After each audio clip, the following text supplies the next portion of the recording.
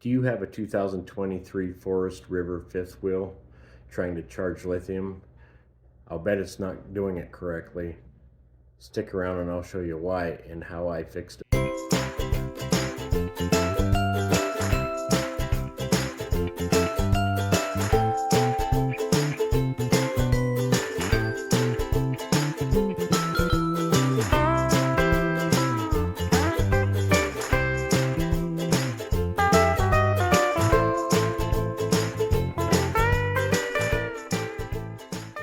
There's actually two things going on with the Forest River fifth wheel.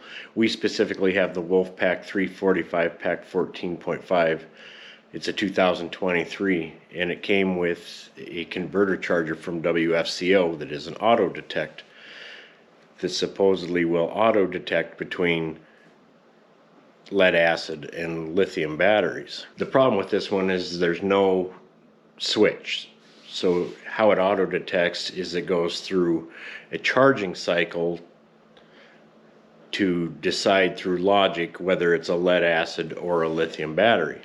What isn't known, unless you do a bunch of digging on the internet, is for it to do that discovery is you have to run your lithium battery down to 10% or less in order for the converter charger to detect.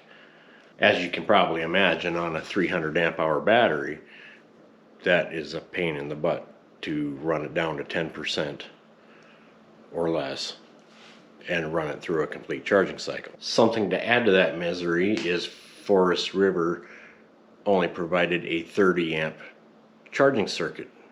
In other words, there's only a 30 amp auto resetting breaker on the charge circuit. So whenever the charger kicks into high gear at say 50 amps, it does it for about 30 seconds and then the automatic resetting breaker trips, cutting the power, which cuts off the learning cycle on the auto detect. And how I discovered this is on our Victron Smart Shunt.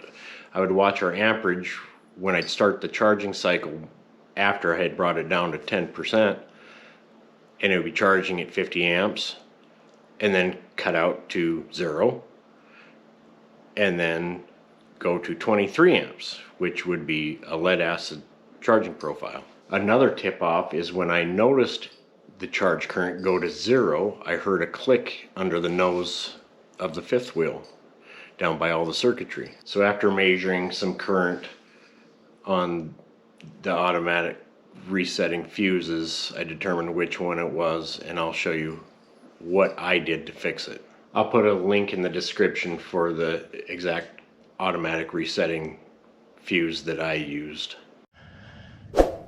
I hope you guys can see this okay, and the microphone isn't blasting you guys out with my head in this compartment.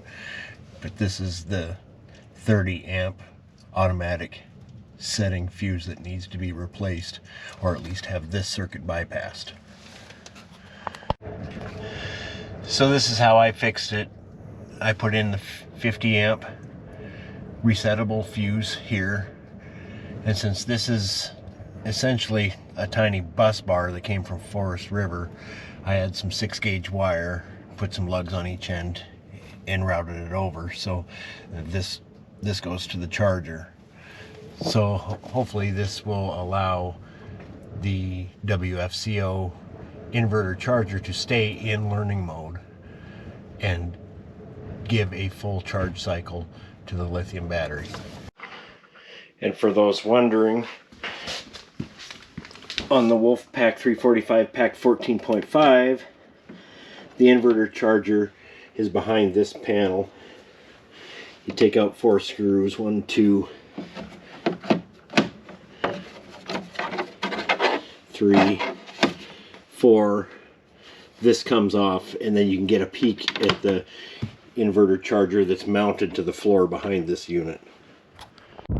Rhonda and I are going to have a lot of videos on this camper, getting it ready for retirement and just fixing things and making it the way it should be, in our opinion anyways. If this video is helpful, please consider liking and subscribing. This will help us a lot to create more. Thanks